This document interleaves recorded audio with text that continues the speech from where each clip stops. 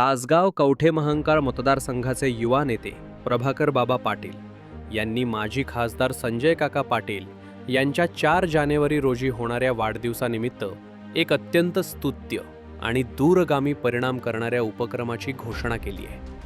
प्रत्येक घराघरात शिक्षणाची ज्योत पेटली पाहिजे आणि आपला विद्यार्थी जागतिक स्पर्धेत टिकला पाहिजे या ध्येयानं प्रेरित होऊन प्रभाकर पाटील यांनी संपूर्ण मतदारसंघात अभ्यासाचा भोंगा ही संकल्पना राबवण्याचा निर्धार व्यक्त केला आहे। या अभिनव उपक्रमाचं नियोजन केवळ शहरांपुरते मर्यादित न ठेवता मतदारसंघातील प्रत्येक दुर्गम गावापर्यंत पोहोचवण्याचा त्यांचा मानस आहे। माजी खासदार संजय काका पाटील यांच्या येणाऱ्या 4 जानेवारीपासून सुरुवातीच्या टप्प्यात तासगाव शहर व कवठे महांकाळ शहरात या उपक्रमाची सुरुवात केली जाणार असल्याची माहिती प्रभाकर बाबा पाटील यांनी केली।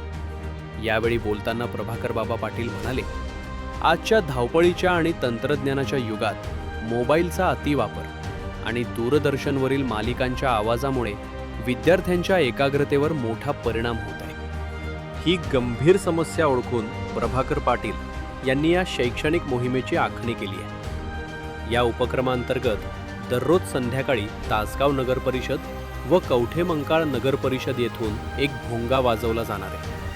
हा भोंगा केवळ आवाज नसून ती अभ्यासाची एक ललकारी असेल। भोंगा वाजताच घरातील पालकांनी टीव्ही बंद करून आपल्या पाल्याला अभ्यासाला बसवणं, मोबाईल बाजूला ठेवणं आणि अभ्यासासाठी पोषक शांतता निर्माण करणं अपेक्षित आहे। या उपक्रमाचे महत्त्व अधोरेखित करताना प्रभाकर पाटील यांनी नमूद केले की राजकीय नेत्यांचा वाढदिवस हा केवळ शक्ती प्रदर्शनाचा किंवा जल्लोषाचा विषय नसून तो समाजाच्या हितासाठी काहीतरी देण्याचा दिवस असावा। संजय काका पाटील यांनी नेहमीच विकासाचे राजकारण केले आहे। त्याच पावलावर पाऊल ठेवत यावर्षी वाढदिवसाचे औचित्य साधून आपण मतदारसंघातील भावी पिढीला अभ्यासाची शिस्त लावण्यासाठी ही चळवळ उभी करत आहोत। त्यांनी मतदारसंघातील प्रत्येक नागरिकाला, पालकाला आणि सामाजिक कार्यकर्त्याला विनंती केली आहे की या उपक्रमाकडे राजकीय दृष्टिकोनातून न पाहता एक सामाजिक जबाबदारी म्हणून पाहावे। तासगाव आणि कवठे महांकाळ या दोन्ही शहरांसह ग्रामीण भागातील ग्रामपंचायतींनीही या उपक्रमात सक्रिय सहभागी होण्याचे आवाहन करण्यात आले आहे। जे गाव हा उपक्रम प्रभावीपणे राबवेल त्या गावाची शैक्षणिक प्रगती निश्चित होईल असा विश्वासही त्यांनी व्यक्त केला। या मोहिमेमुळे पालकांमध्येही जागरूकता निर्माण होणार असून विद्यार्थ्यांना अभ्यासासाठी हक्काची वेळ आणि वातावरण मिळणार आहे।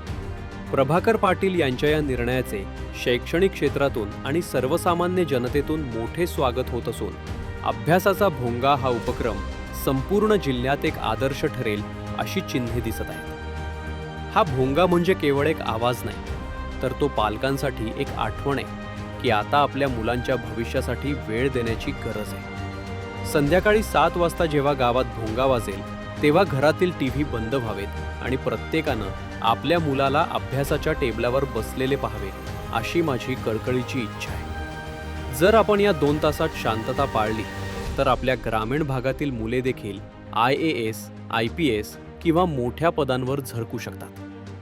तासगाव लाईव्ह न्यूज मराठीसाठी प्रतिनिधी राज।